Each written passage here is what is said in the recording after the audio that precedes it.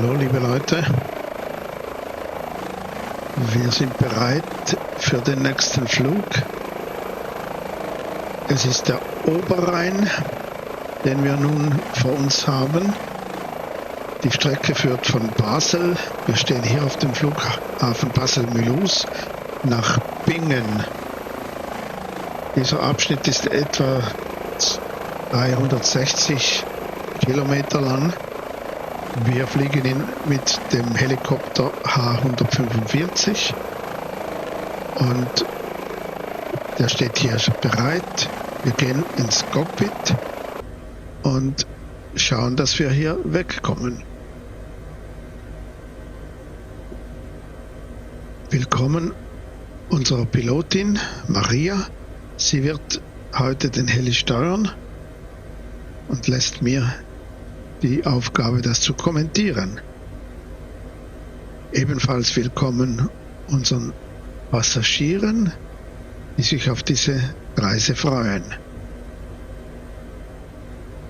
Da geht es los.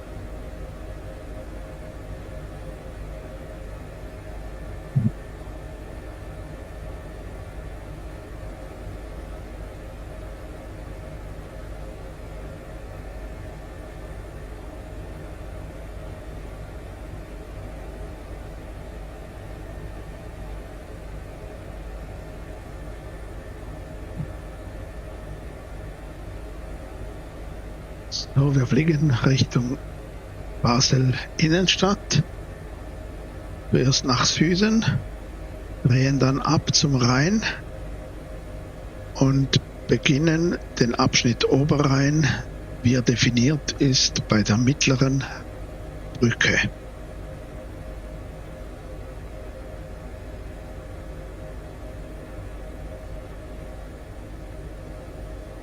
Hier steuert Maria den Heli und das funktioniert sehr gut.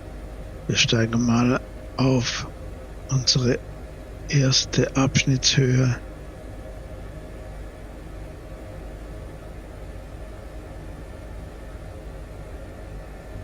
Von etwa 1800 Fuß.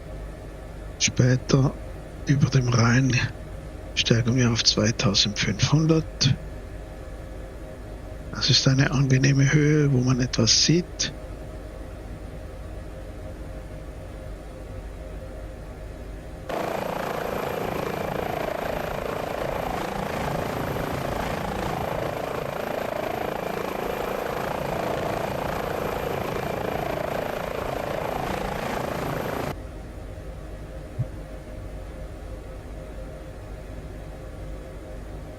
So, da sind wir.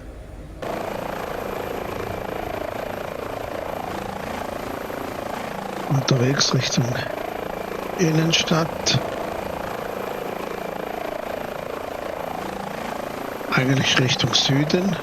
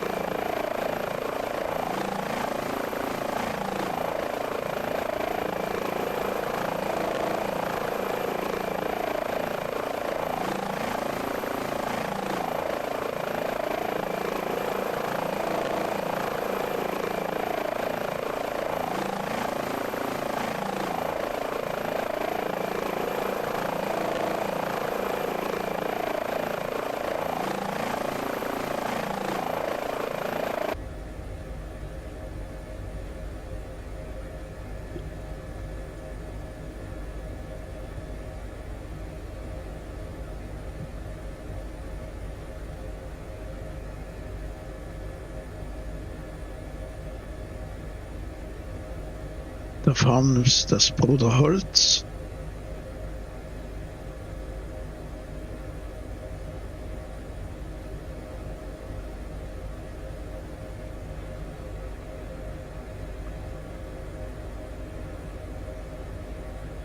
Bosch Tower sieht man hier.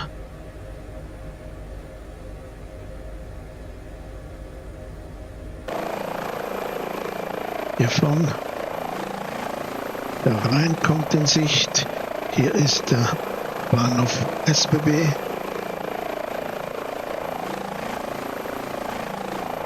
Da hinten ist der Badische Bahnhof.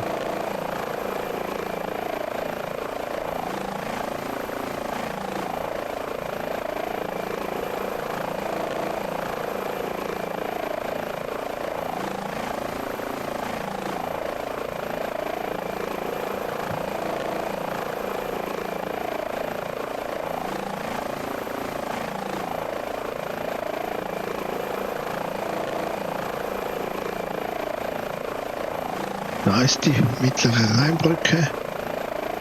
Da geht unsere Reise offiziell los.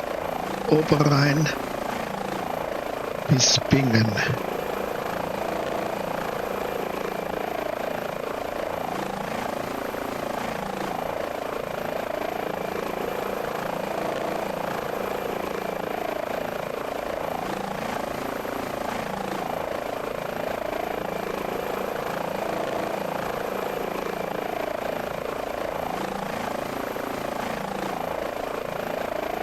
Steigen mal auf 2000 Meter.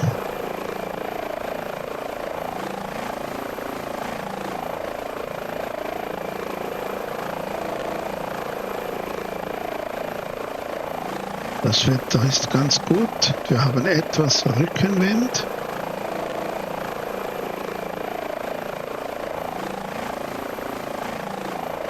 Da hat es einige Schiffe unterwegs, die haben natürlich alle Namen, die ich eigentlich einblenden kann, aber man kann sie wohl je nach Monitor nicht lesen.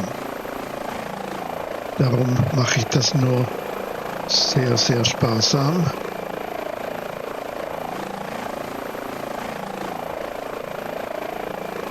Und schalte die wieder aus.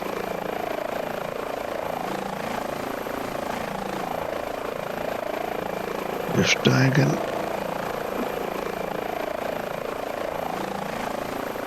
etwas weiter.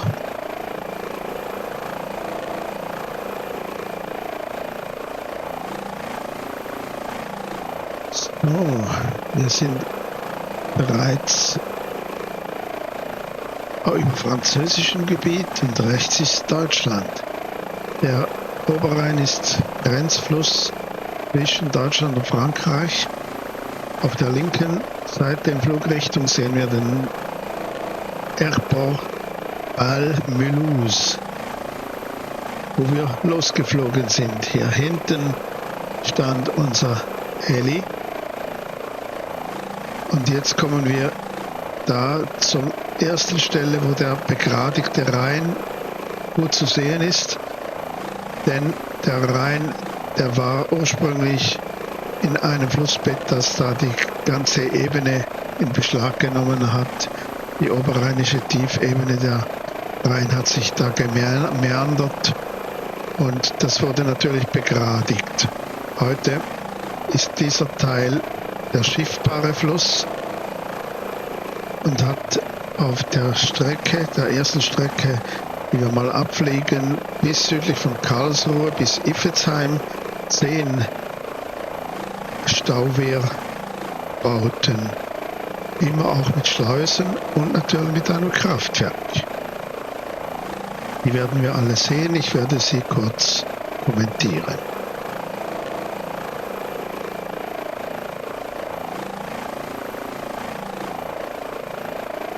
Also,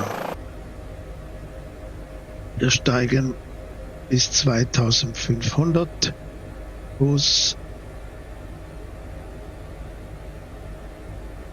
und beginnen zu beschleunigen. Die Reisegeschwindigkeit dieses Helis ist bei etwa 130 Knoten maximal. Wir bleiben etwas darunter, um das Getriebe zum Rotor nicht allzu fest zu beanspruchen. Da muss man auf die Leistungsgrenzen achten.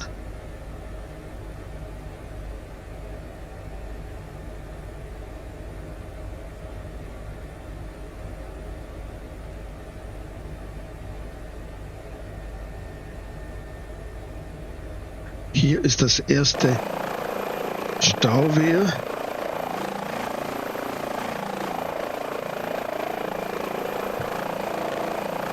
Bei Camps.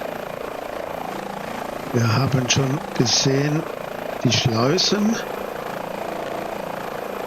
und das Wehr. Meistens hat es auch eine Brücke, eine Fahrtmöglichkeit hier über den Rhein auf diese Aue, diese Mittelinsel, die natürlich ein tolles Naherholungsgebiet ist.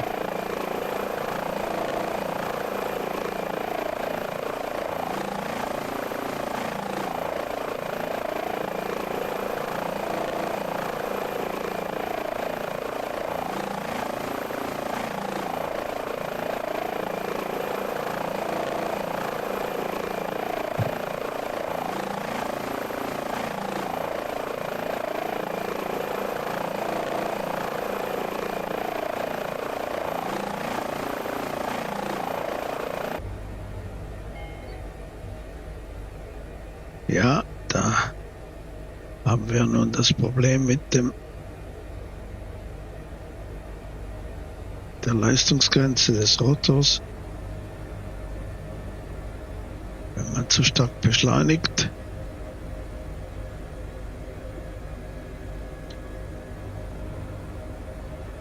das hat Maria gerade noch in den Griff gekriegt. Sehr gut.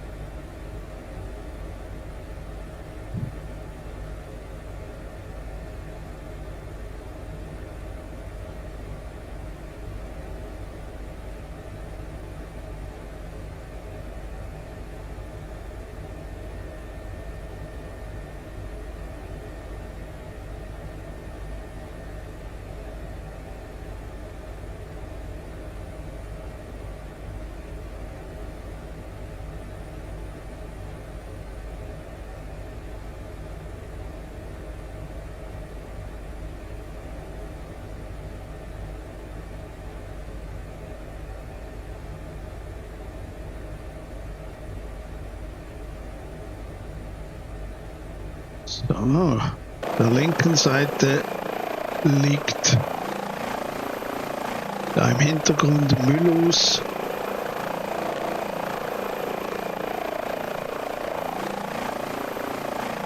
Und wir kommen schon zur zweiten Staustufe bei Ottmarsheim. Wieder mit Schleusen. Da ist noch zusätzlich eine Straßenbrücke, die von Mulhouse rübergeht zur Autobahn auf der deutschen Seite, die wir hier sehen.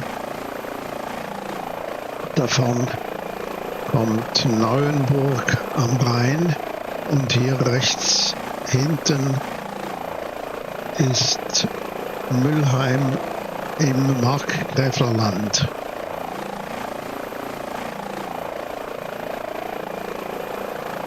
Ein Ort, der unserer Familie gut bekannt ist, da meine Schwiegermutter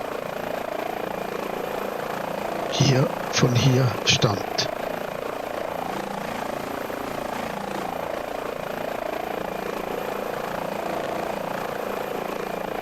Hier Neuenburg und Mülheim.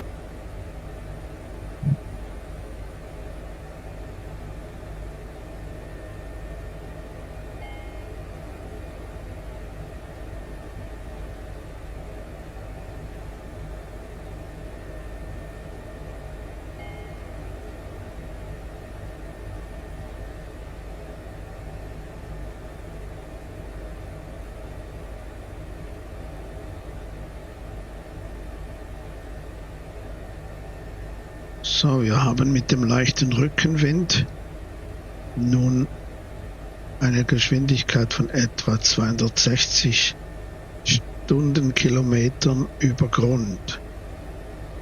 Also die Grundgeschwindigkeit über 260 Stundenkilometer.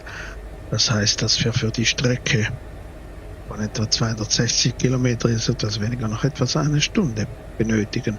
Allerdings werden wir an einigen Stellen das Tempo auch etwas reduzieren.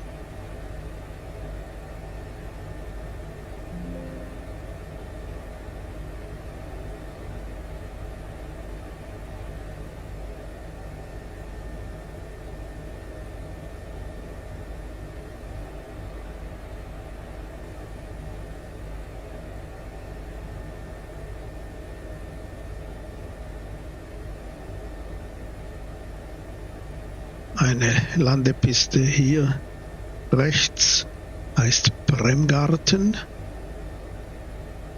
Immerhin eine befestigte Piste hier in der Gegend. Und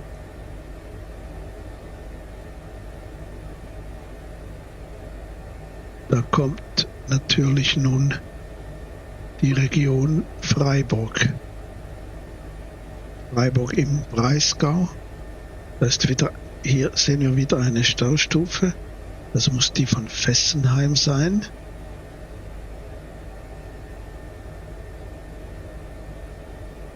Das ist so.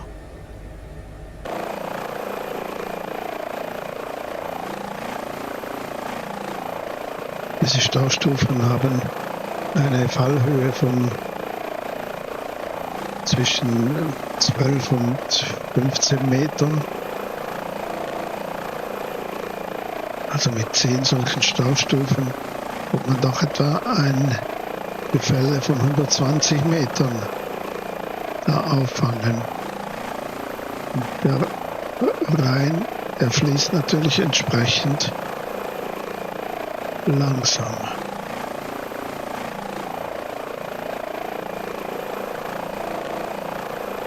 Rechts heißt Hartheim. Schaut euch die Gegend auf einer guten Karte im Detail an. Das ist sehr interessant. Auf Google Maps findet man natürlich auch Angaben zu Sehenswürdigkeiten, zu Industriewerken und so weiter. Interessant auch auf Google Earth. Da kann man zum Teil auch dreidimensional die Landschaft betrachten. Was ja der Flugsimulator zum Teil auch bietet.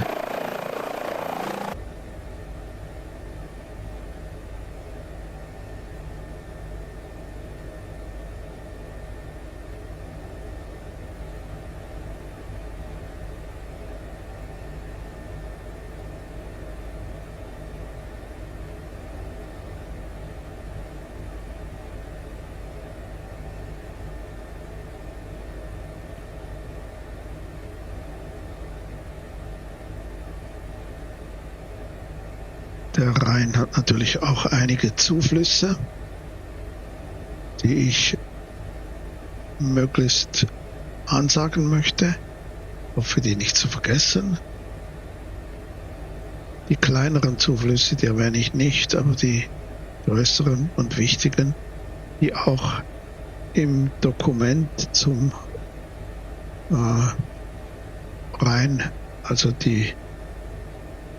das Flusssystem des Rheins auf Wikipedia, da findet man diese Zuflüsse nach Rheinabschnitt aufgelistet. Es kommt wieder eine Staustufe. Das ist die von Vogelgrün.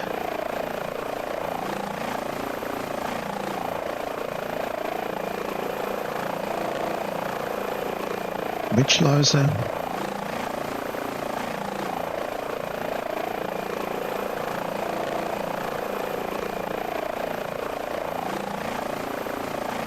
Das ist Breisach am Rhein.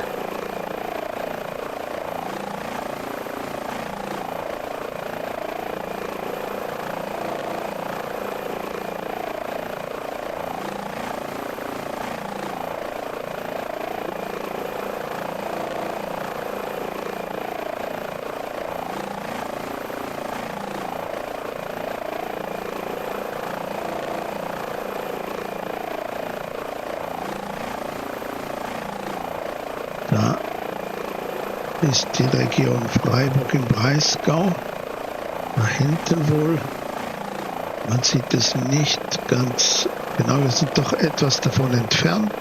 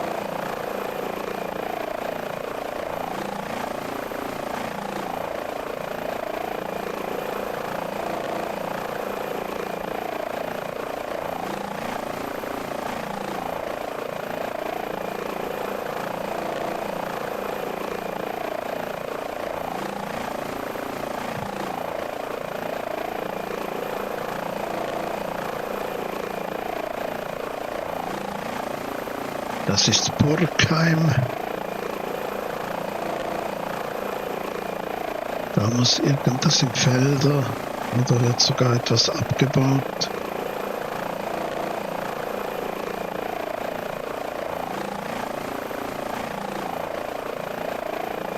Jöchtingen. Ich lese das von der Karte.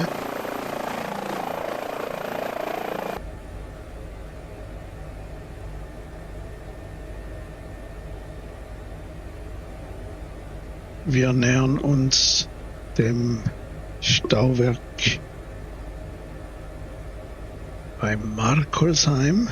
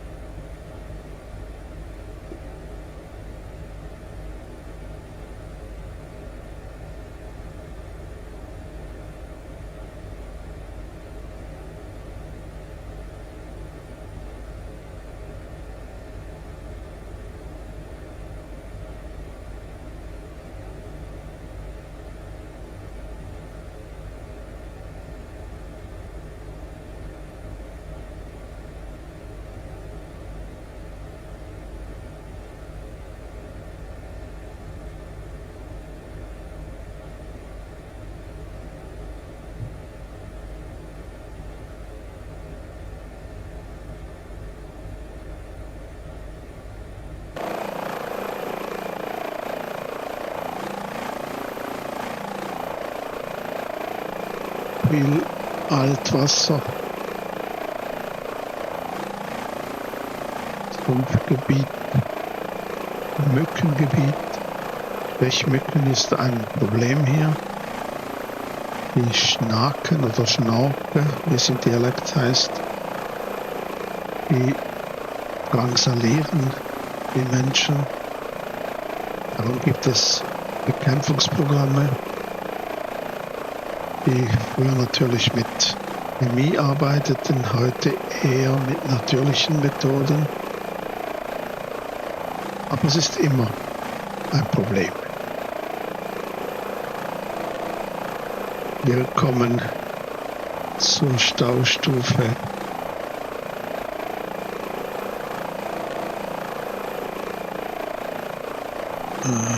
muss ich sehen, welche das ist. Rhinau, der Ort ist hier heran. Hier rechts ist Rust mit dem Europapark. Und das ist diese Staustufe Rhinau.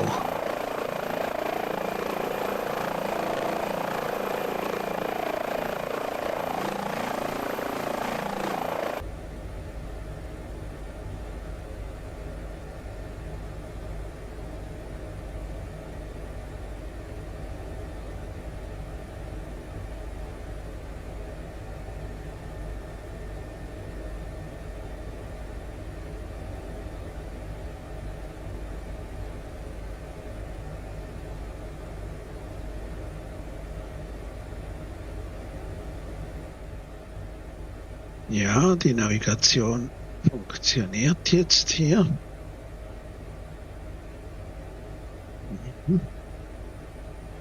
Da geht's zum nächsten Wegpunkt.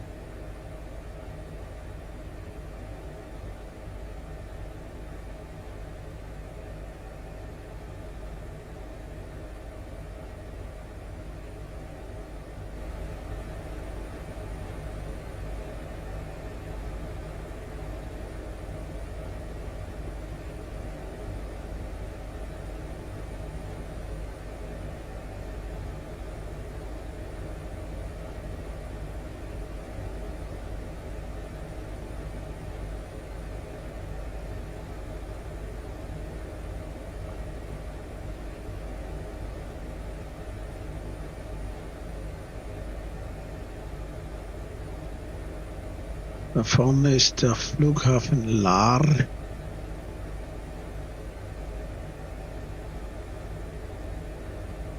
Der Ort Lahr, Schwarzwald.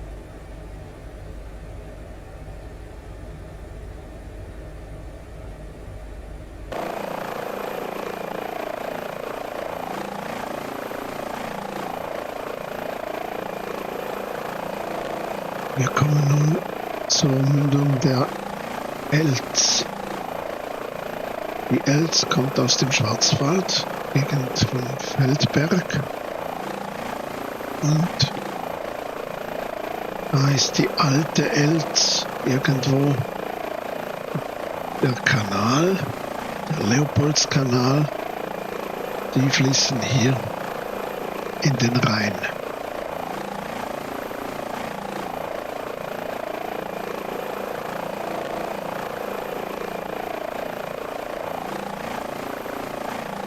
Die Elz ist 90 Kilometer lang.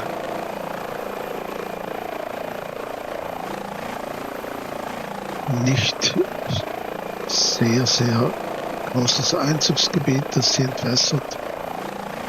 Aber einer der Zuflüsse, die den Rhein hier speisen.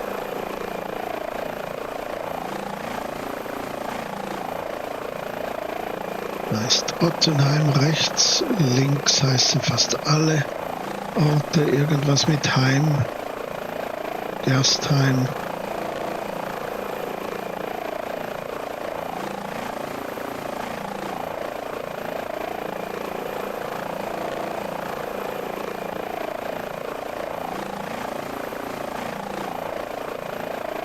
Die Staustufe, die wir hier sehen, ist die von von Gerstheim. Das ist der Ort Gerstheim. Hier eine Brücke, die wirklich beide Seiten verbindet.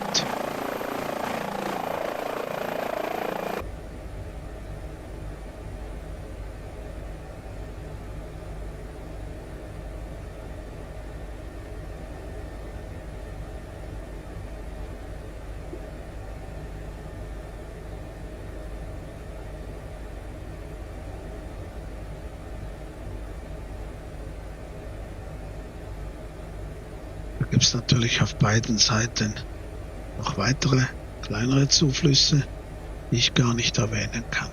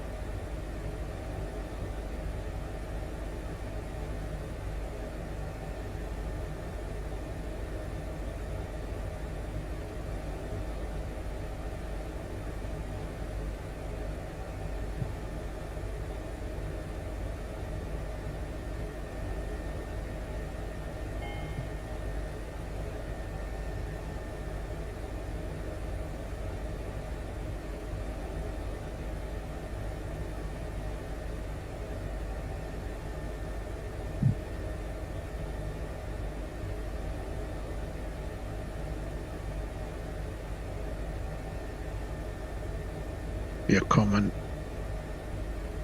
zur Region Straßburg.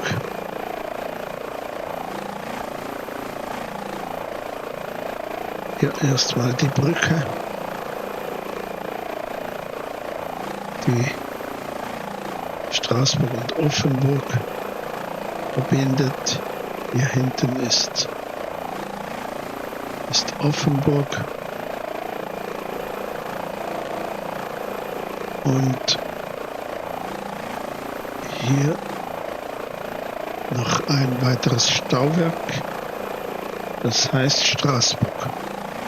Und die Stadt Straßburg kommt hier vor.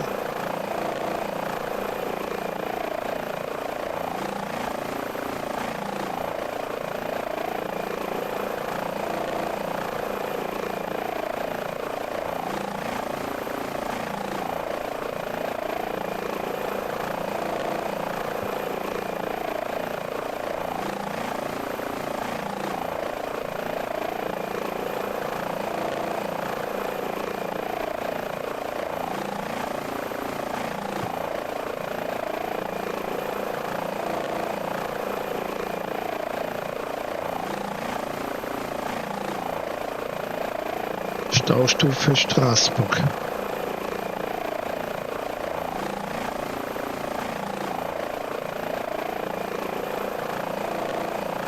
Bei all diesen Staustufen heißt es für die Schiffe Schleusenbetrieb. Da rechts liegt Kehl.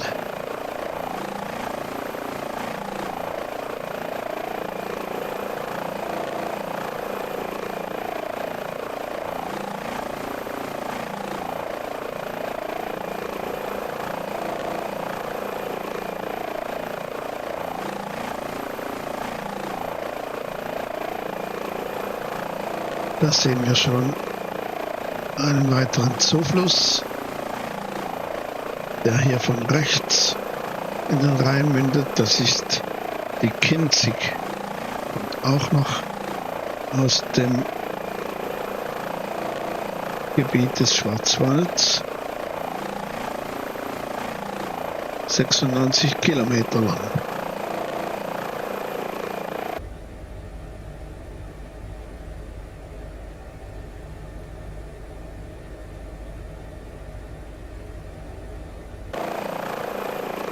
Und auf der linken Seite Straßburg, und da fließt ein Fluss der Straßburg, der im Jura entsprungen ist, die Ill.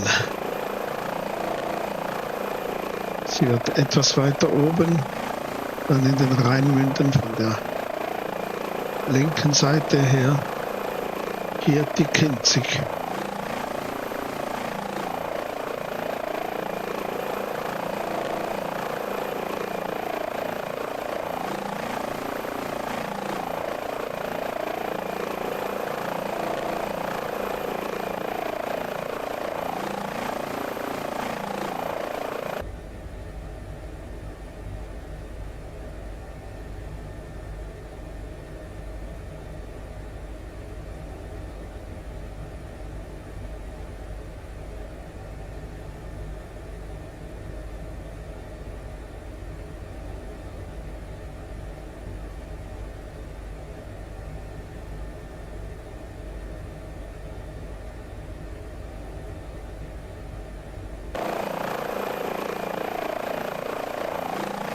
Nochmal ein Blick zurück.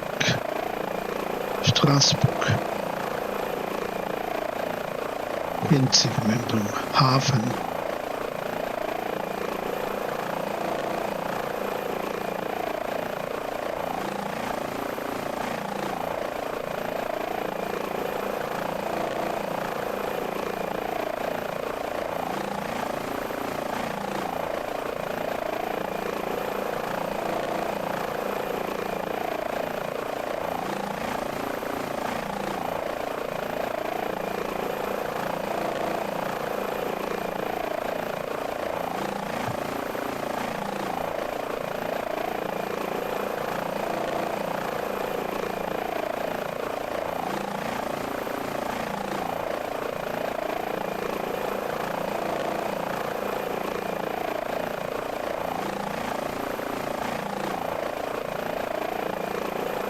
Der Ort hier heißt Gampsheim.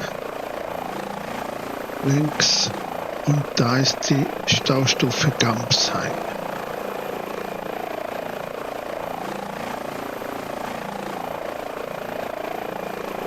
Der Rhein ist immer noch Grenzfluss zwischen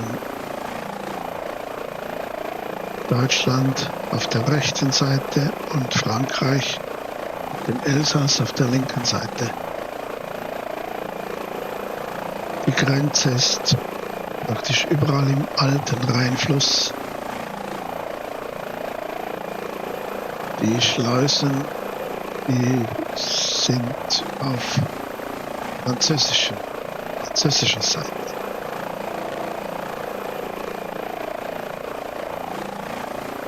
Das Stauwerk Gampsheim.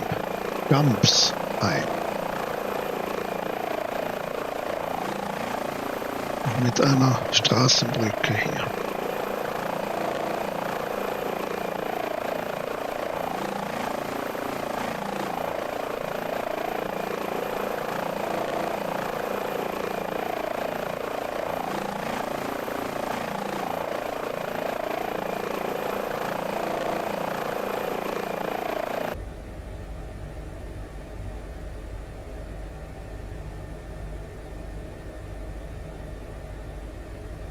Wir fliegen mit etwa 230 Stundenkilometer angezeigte Fluggeschwindigkeit. Da wir etwas Rückenwind haben, trägt unsere Geschwindigkeit gegenüber dem Boden etwa 260 Stundenkilometer.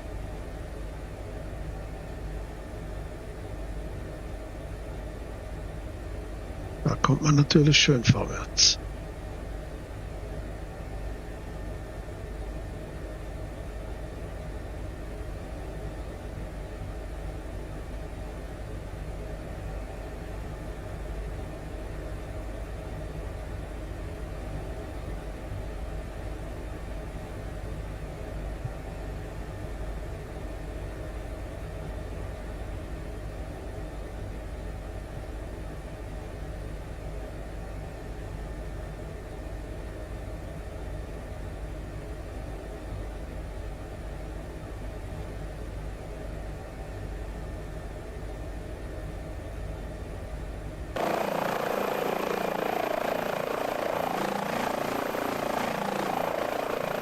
Rosenheim. heißt der Ort auf der französischen Seite.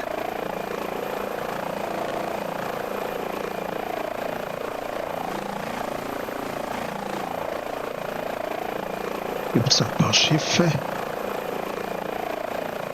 Gottardo, Venezia, Navata, Diadema, Symphonie.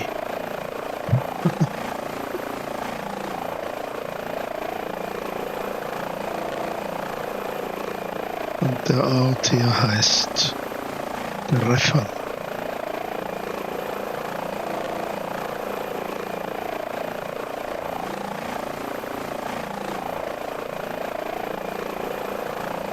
Wir sehen den Flughafen Karlsruhe Baden-Baden.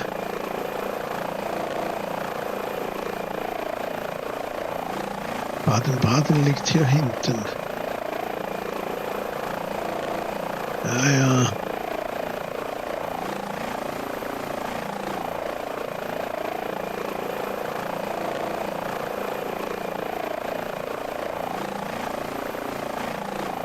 Stollhofen, Söllingen.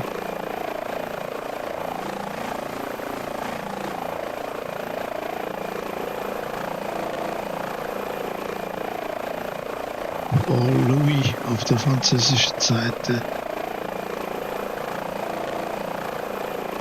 Sehen wir noch mal gut vom Flughafen.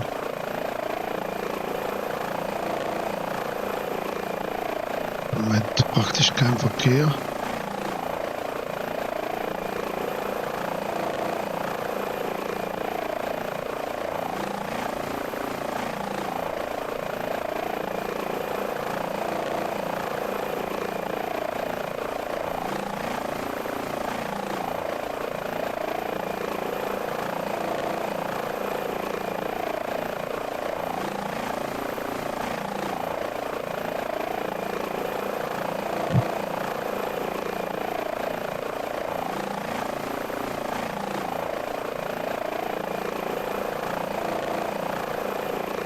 Der Ort hier heißt Iffezheim und da ist die letzte dieser 10 Staustufen auf diesem Abschnitt bis Karlsruhe. Karlsruhe liegt noch weiter rheinabwärts. Aber hier ist diese letzte Staustufe bei Rheinkilometer 334. Die ist 1977 fertiggestellt worden, als letzte. Die erste bei Camps war schon 1932 im Bau.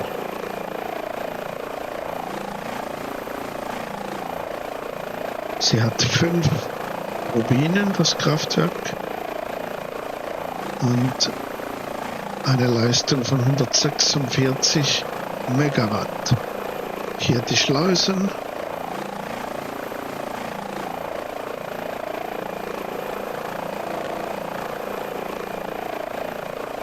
Hier sind sie auf der deutschen Seite.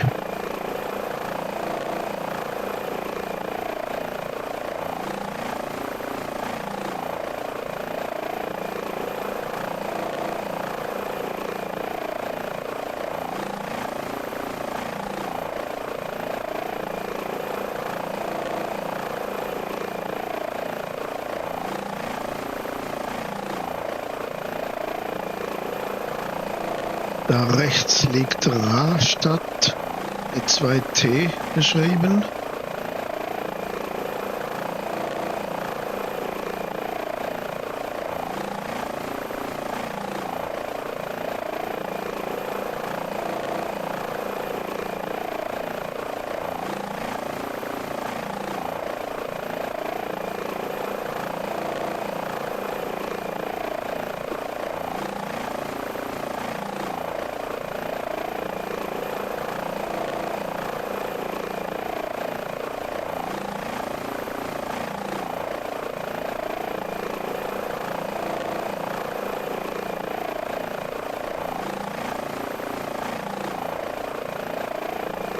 Das ist Littersdorf.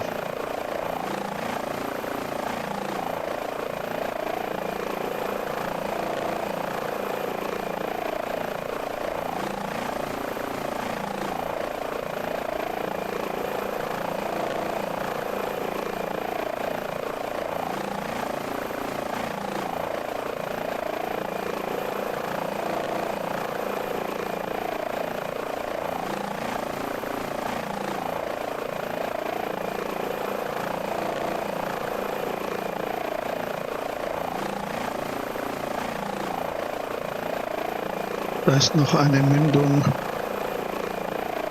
Der Fluss heißt Murg. Gehört nicht zu den größeren, die in der Liste aufgeführt sind. Bringt aber doch etwas Wasser.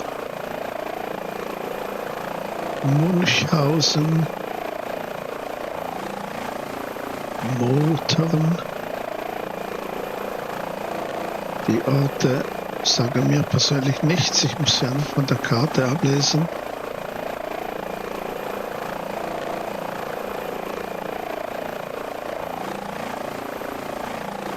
Das ist immer noch elsässisches Gebiet, aber hier oben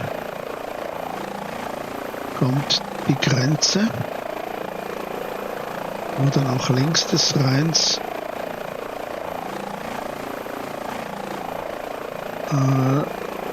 Deutsch ist. Das ist, glaube ich, die Pfalz, gehört aber zum Saarland.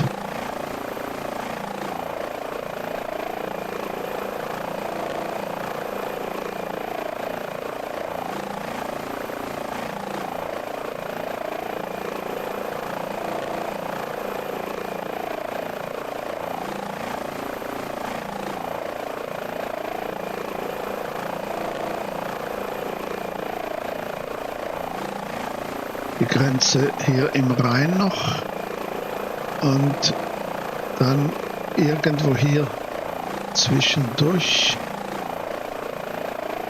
Das ist bereits Bergpfalz und Neuburg am Rhein. Da hinten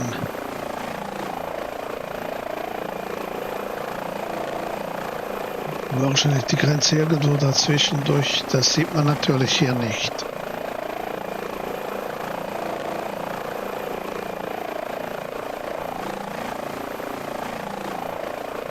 Neuburg war ja der Ort hier rechts und hinten Rheinstetten.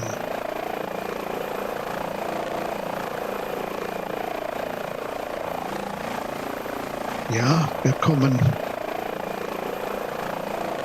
Richtung Karlsruhe.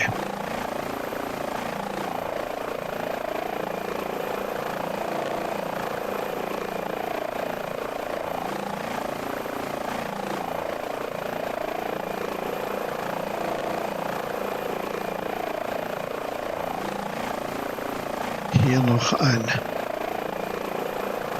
Rheinstrandbad.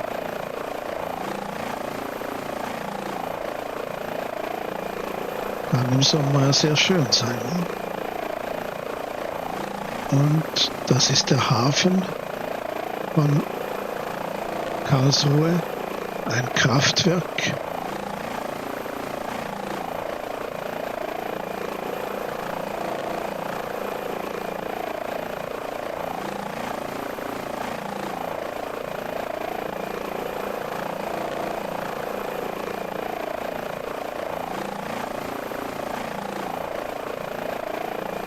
Und die Stadt Karlsruhe. Guter Blick über den Hafen. Und da geht's weiter.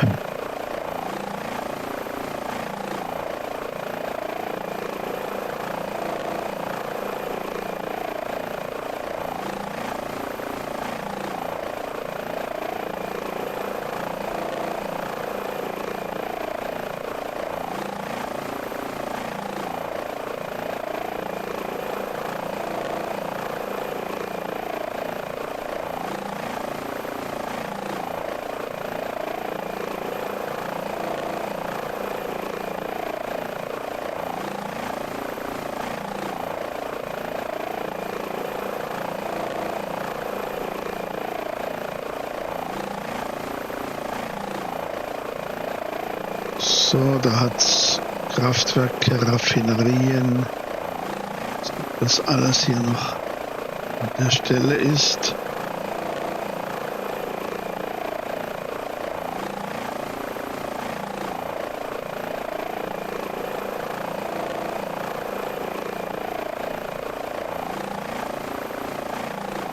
Papierfabrik.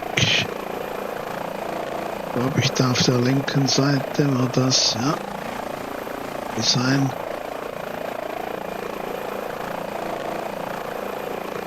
Da natürlich ist eine Raffinerie, die hier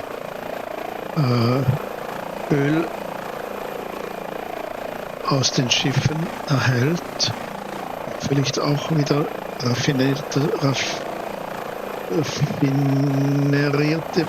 raffinierte Produkte verschifft. Weiß es nicht, könnte ich mir vorstellen.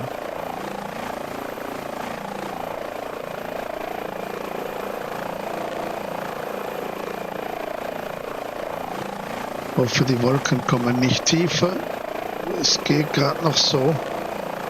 Man sieht noch einigermaßen etwas.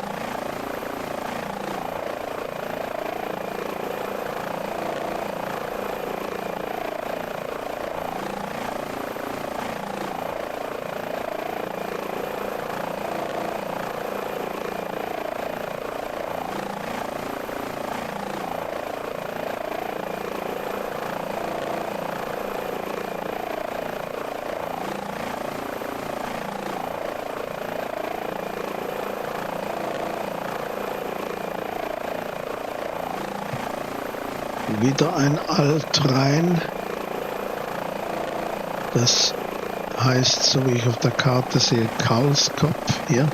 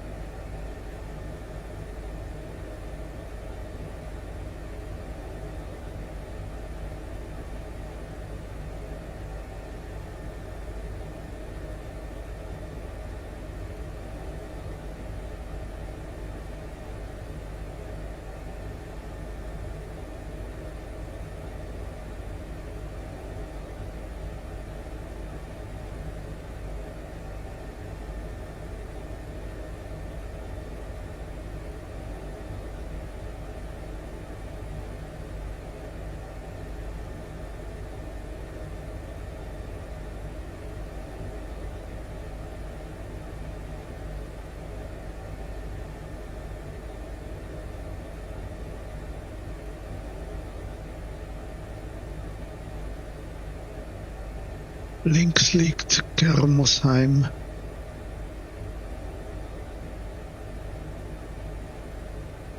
Einem deutschen Straßenmuseum, ein Ziegeleimuseum.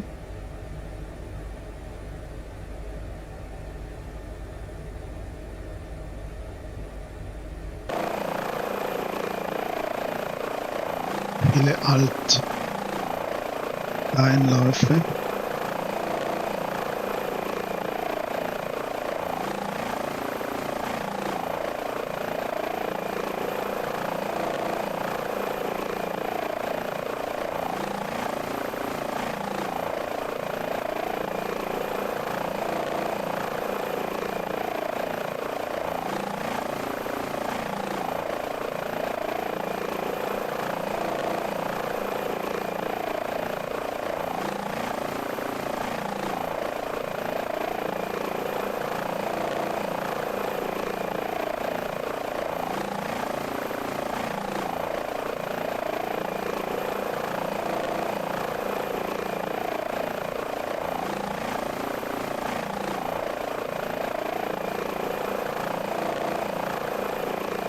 Da kann man sich vorstellen, wie der Rhein so im ganz Tal hin und her gemeandert ist, macht er ja immer noch die Altrheinarme.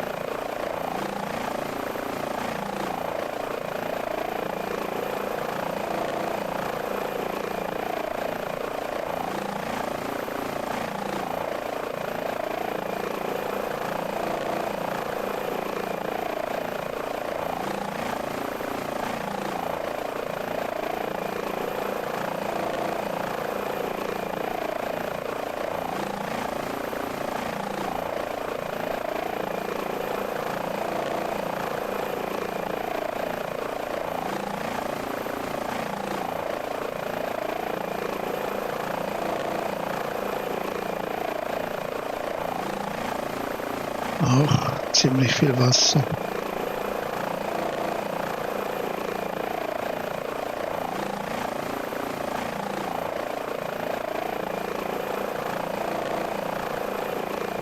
Rheinhausen ist das. Da ist der Flughafen von Speyer. Wir sehen schon die Kathedrale, den Dom von Speyer. Und hier glaube ich, ein Logistikcenter, Mercedes-Benz, DHL, die nutzen natürlich die Nähe zum Flughafen.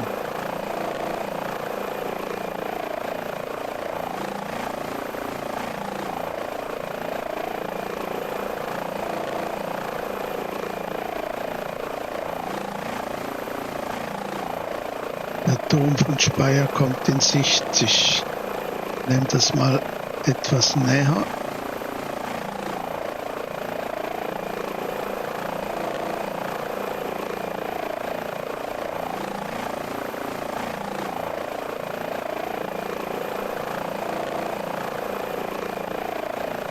Das ist hier berühmter Dom, die Stadt Speyer,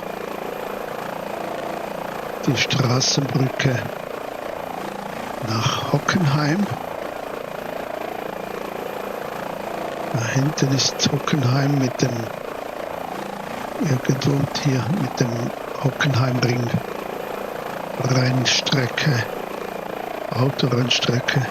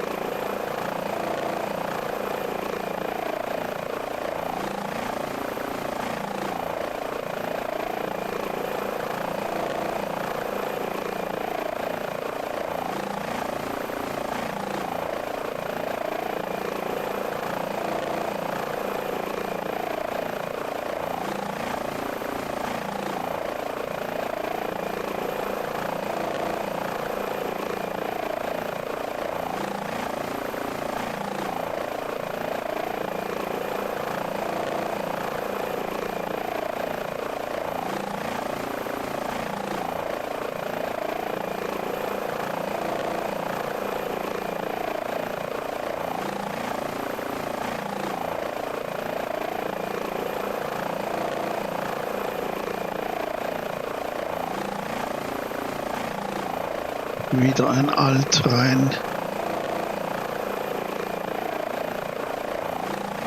Da vorne noch mehr.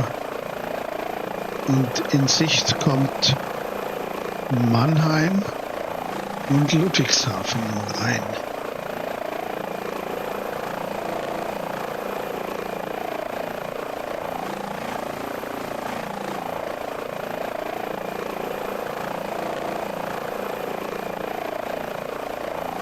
Und da hinten müsste, ja, hier sieht man es, das Neckartal mit Heidelberg. Eingang zum Tal ist Heidelberg. Der Neckar ist der nächste große Zufluss, den wir antreffen werden. Der kommt von der Schwäbischen Alb, fließt Stuttgart, einem großen Hafen, fließt, ich weiß nicht welche Städte alles noch, aber dann Heidelberg und hier bei Mannheim ist die Mündung.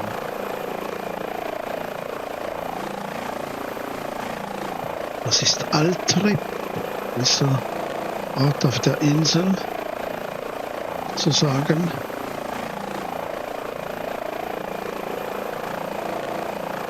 Rechts heißt es Rheinau.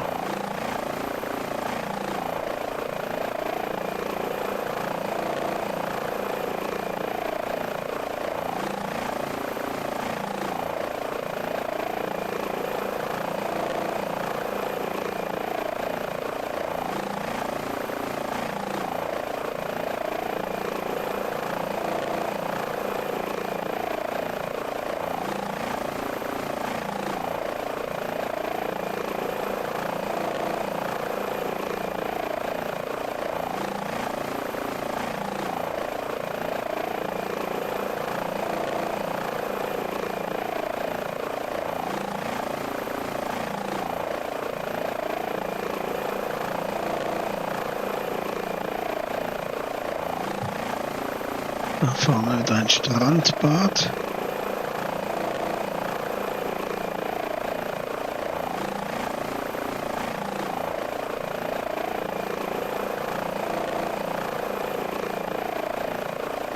Viel Wald. Sicher ein Naherholungsgebiet.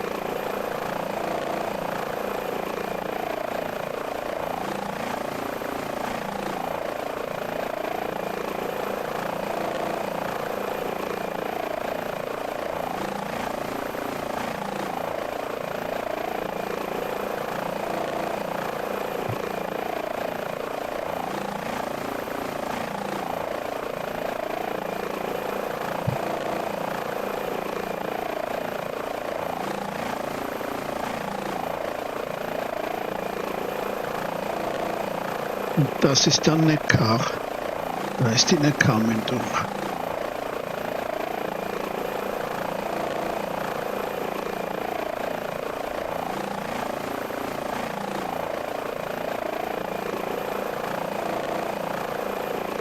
...380 Kilometer lang, hier ist der Kilometer 0.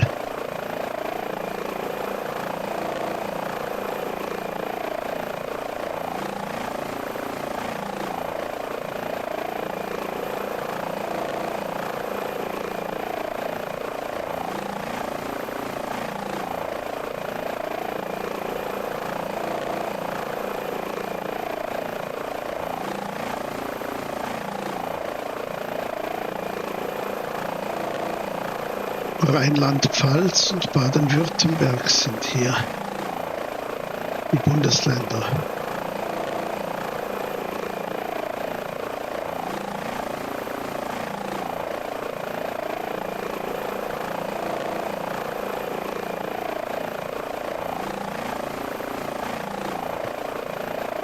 Die BASF muss hier sein.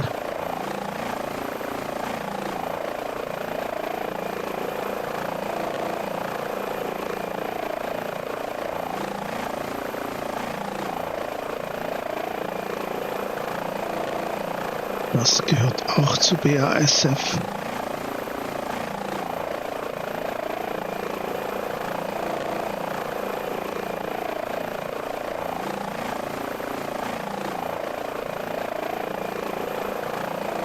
Da gibt es eine IKEA.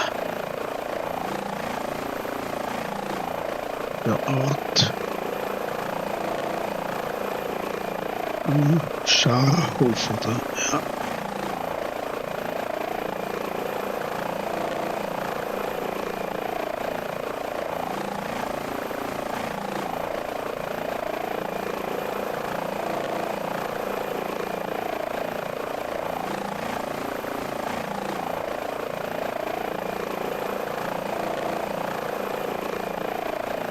Auch ein großer Altrhein Arm oder Schlaufe Lampertheimer Altrhein.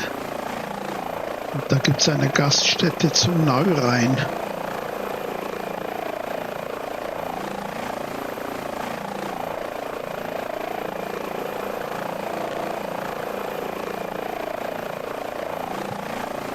Die Stadt, die hier vorne kommt, das ist Worms. Auch berühmt, auch mit einem berühmten Dom, St. Peter.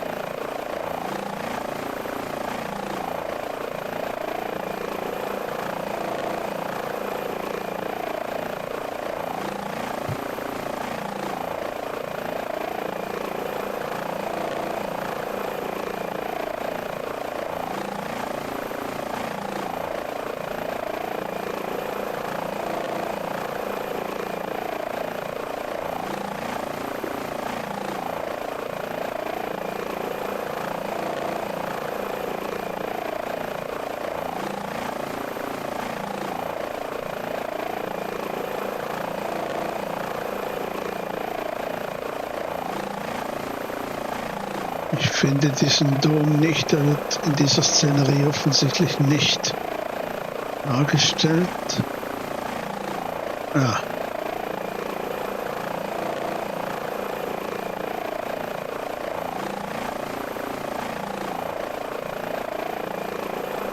Viel Industrie.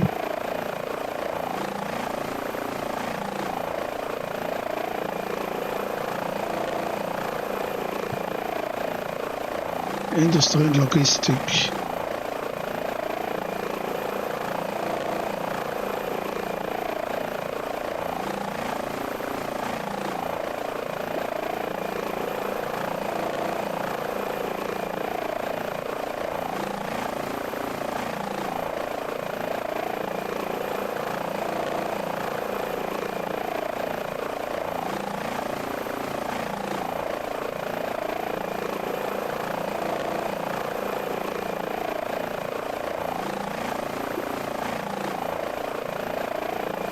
Industriegebiet Worms heißt es hier.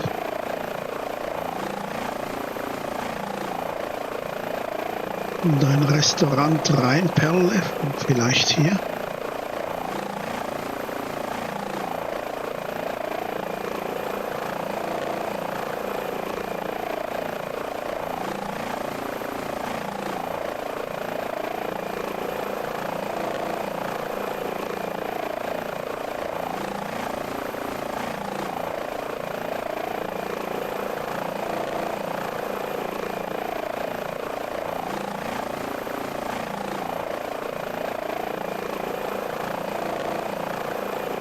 Ein Kernkraftwerk, Biblis.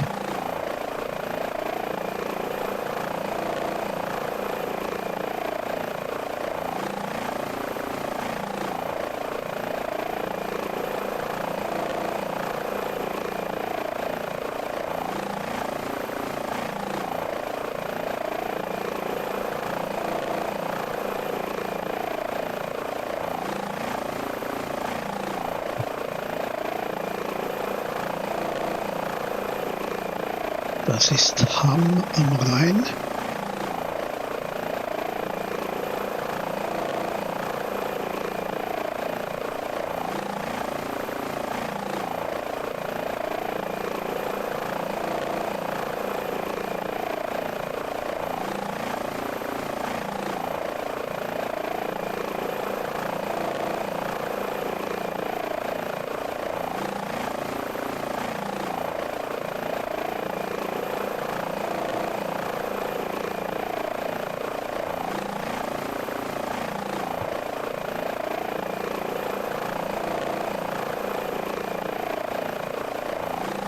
Rechts liegt Gernsheim hier.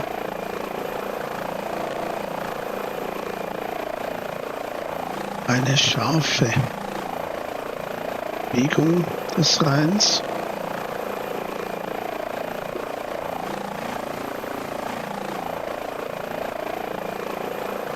Da hinten, das ist Biebesheim. Biebesheim am Rhein.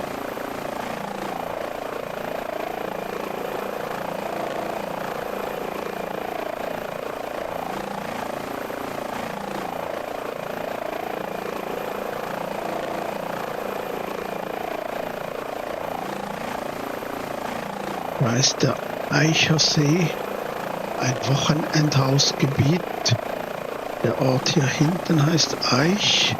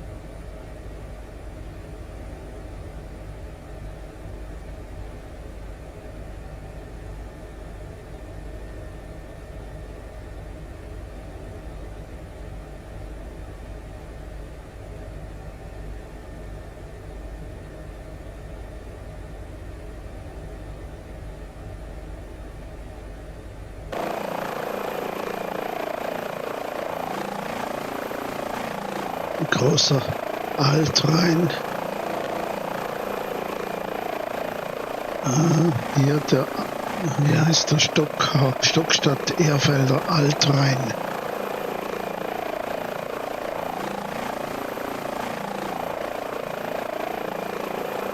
Heißt Stockstadt gleich hier und Erfelden.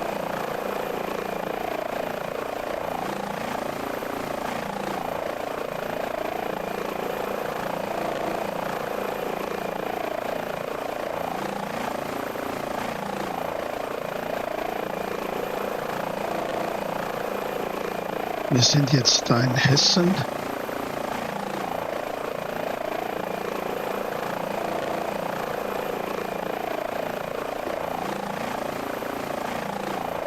Nähern uns Mainz. Es dauert noch etwas. Das hier ist erst Oppenheim.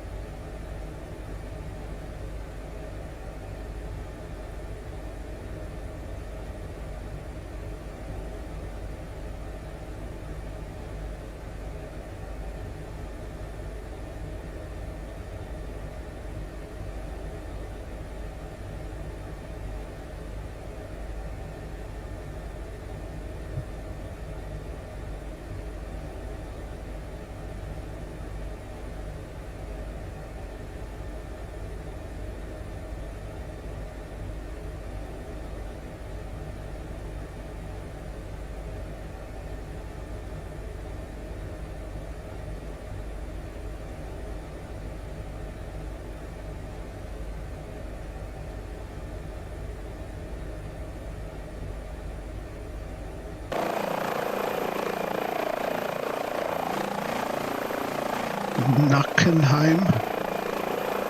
Das ist Rheinland-Pfalz auf der Seite des Rheins und rechts des Rheins ist Hessen.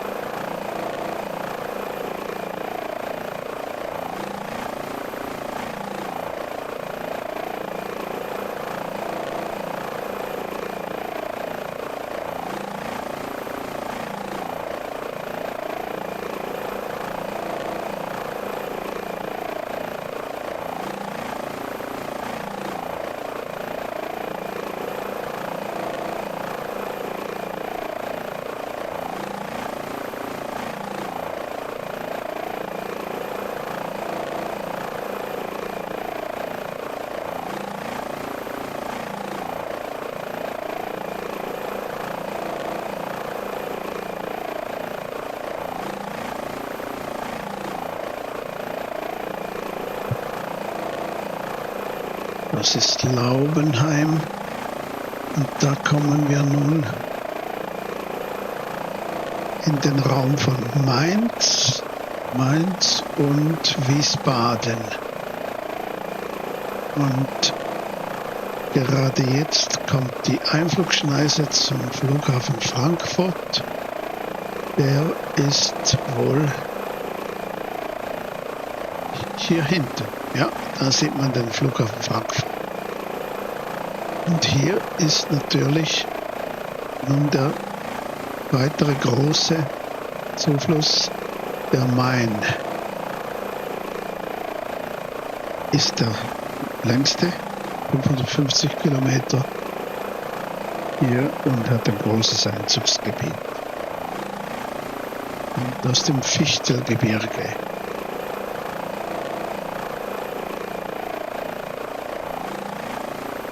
Mainz und da hinten ist Wiesbaden.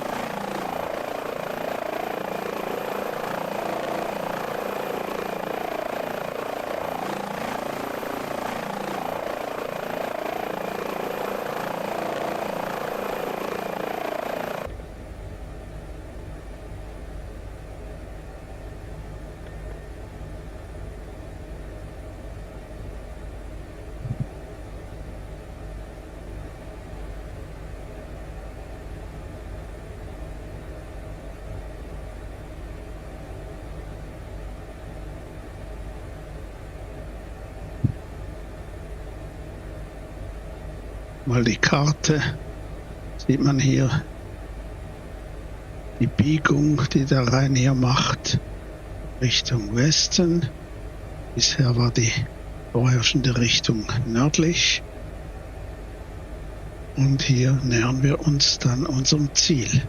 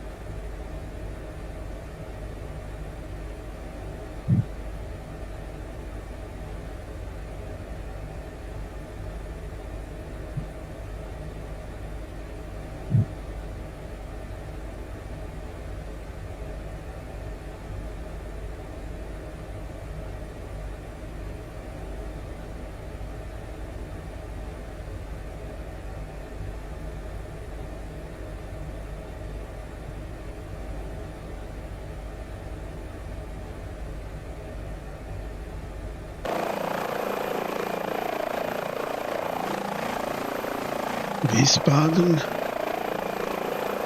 und hier kommt Eltville am Rhein, schön gelegen. Die Aue, Mariannenaue ist hier, das sind auch Rebberge drauf. Haben wir mal Wein gekauft in der Gegend.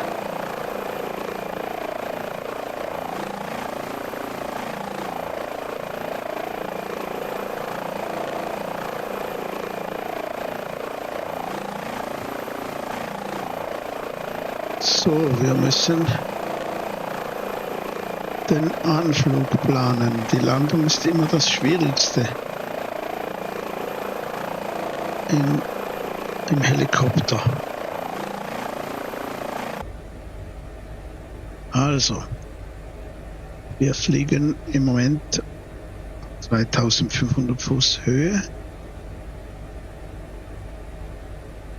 Der Flugplatz Langen-Lonsheim, unser Ziel, Echo Delta Echo Lima, liegt auf knapp 300 Fuß, 193 Fuß genau. Das heißt, wir haben 2200 Meter Höhe abzubauen. Wenn wir das mit 200 Fuß pro Minute machen, sind das etwa 11 Minuten. Und wenn wir mit 60 Knoten Grundgeschwindigkeit fliegen würden, wären das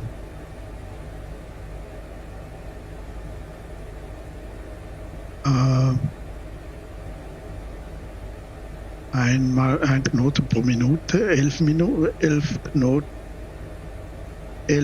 nautische Meilen.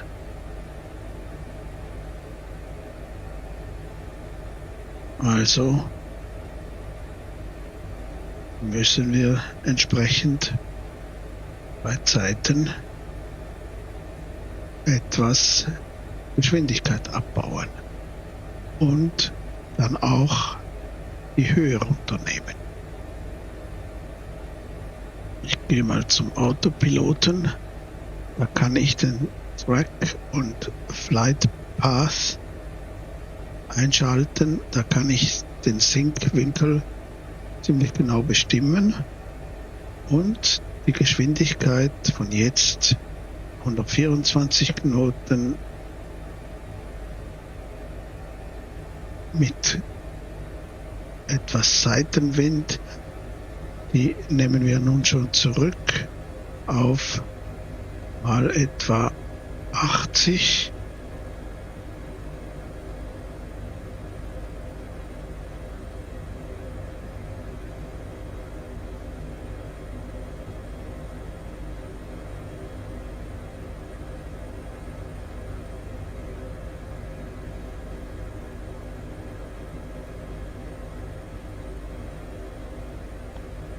Der Flugplan sagt uns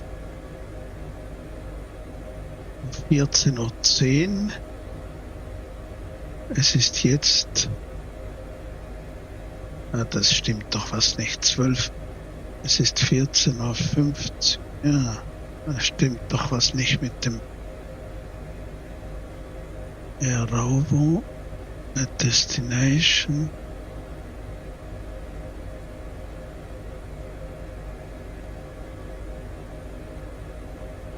Ja, das stimmt nicht.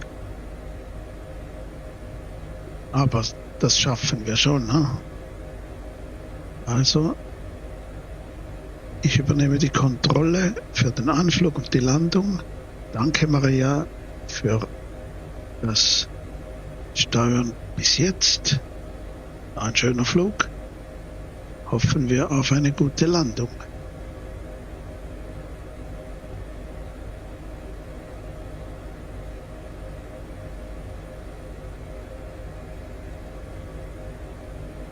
Also, wir beginnen jetzt zu sinken mit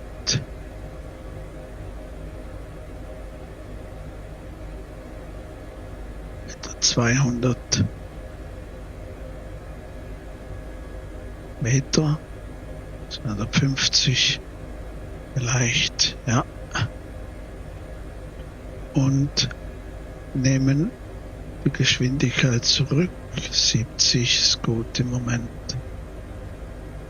Man kann mit diesem Heli nicht über den Platz in der Höhe ankommen und dann denken, man sinkt. senkrecht, vertikal. Geht nicht. Es funktioniert nicht wirklich.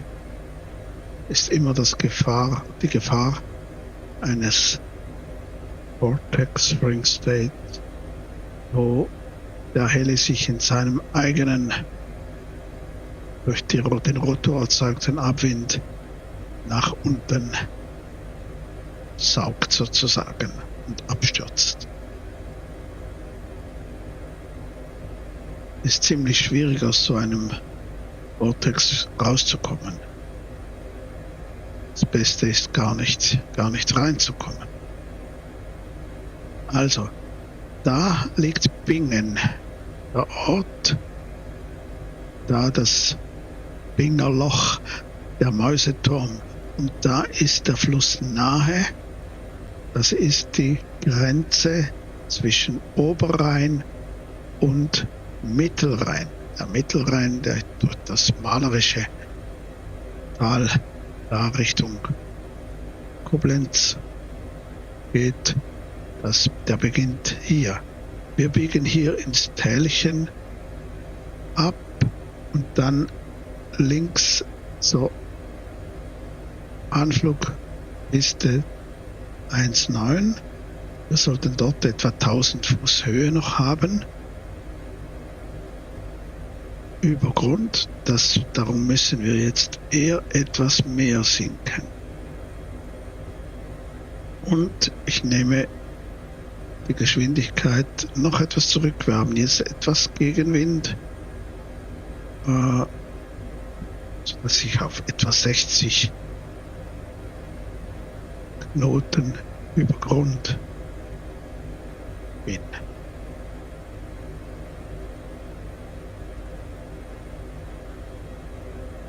Mal sehen, ob die Rechnung aufgeht.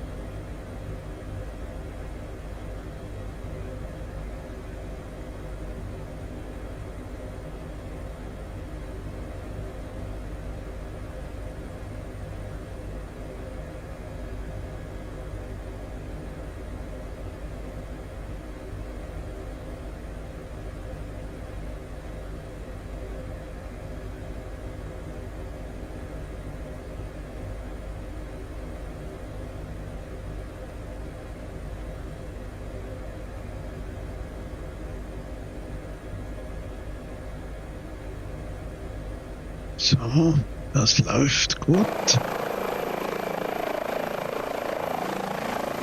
Unser Landeplatz ist hier. Man sieht ihn dann gut, sobald wir die Landebahnrichtung einnehmen. Das macht der Autopilot noch selbst. Wir sind jetzt auf 1100 Fuß. Oh, jetzt ist da war etwas nicht gut. Jetzt sind wir zu tief.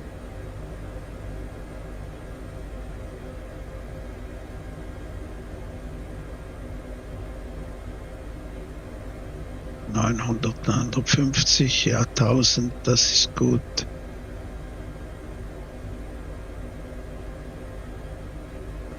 Das ist gut und praktisch nicht sinken.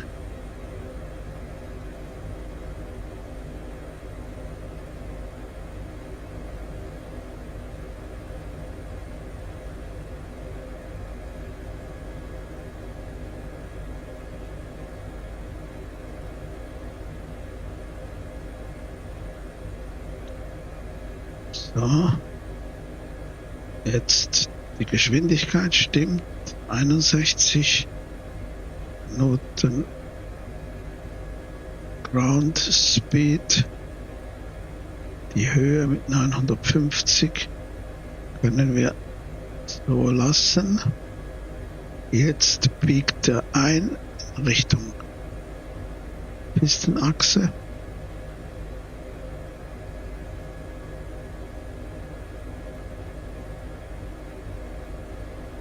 Da ist die Landepiste. Eine Graspiste. Wir landen natürlich daneben. Hier stellen wir den Heli irgendwo ab. Da hat es Segelflugzeuge, die man möglichst meiden sollte. Die werden durch den Downwash des Helis ziemlich durcheinandergewirbelt und das haben die Segelflieger nicht so gern. So, jetzt sinken wir natürlich wieder.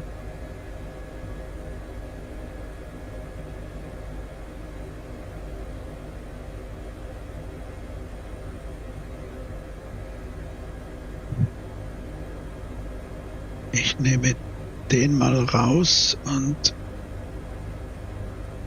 sinke mit der Steuerung Hand. Ist jetzt zu viel. Da kommt man in einen Vortex Swing State. Wenn das so ist, dass die Geschwindigkeit muss auch noch sehr, sehr zurück.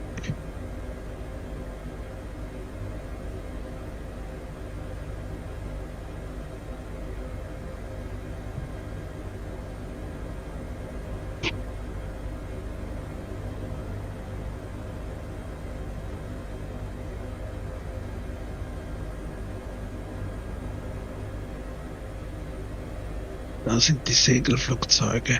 Also wenn wir hier hinten irgendwo landen und den Heli so abstellen können, dann ist das gut.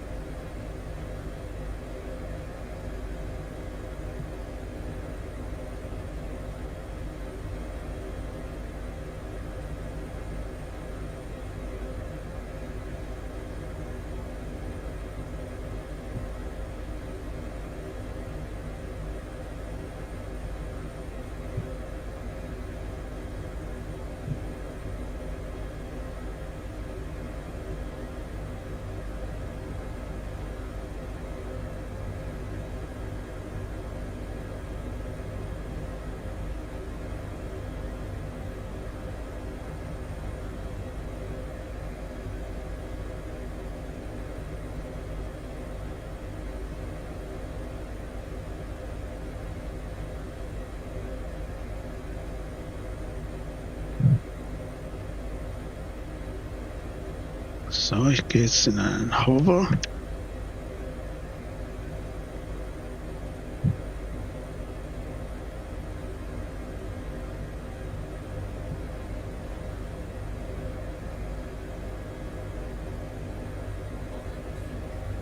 Aha, nicht so stark nach unten. Sehen wir mal noch. Der Wind kommt von Süden, so wir sind mit der Nase im Wind. Also lassen wir das.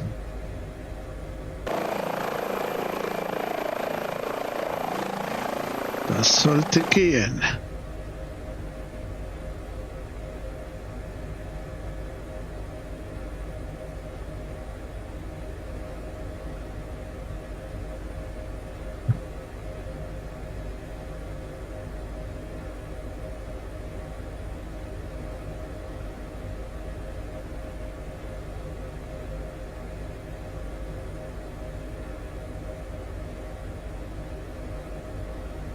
So, noch 10 Fuß Höhe.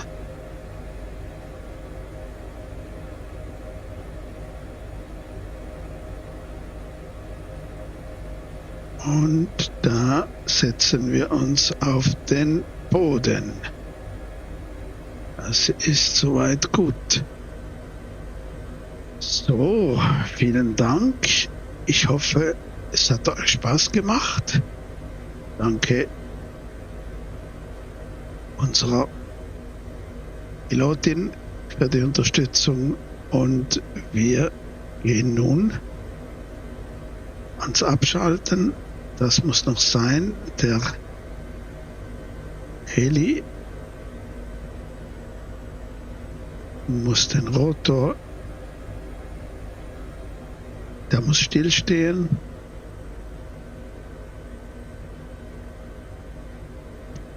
Damit wir aussteigen können.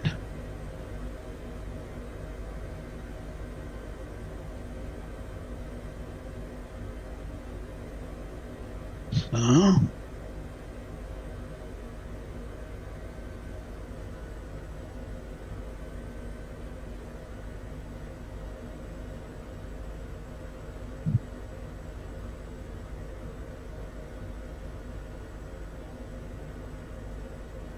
Bitte noch um einen Moment Geduld.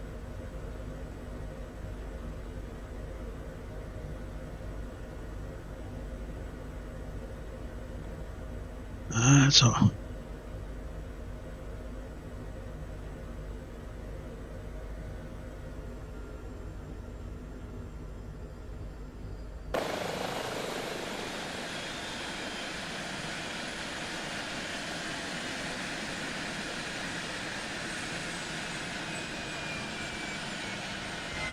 Nun geht's ans Aussteigen.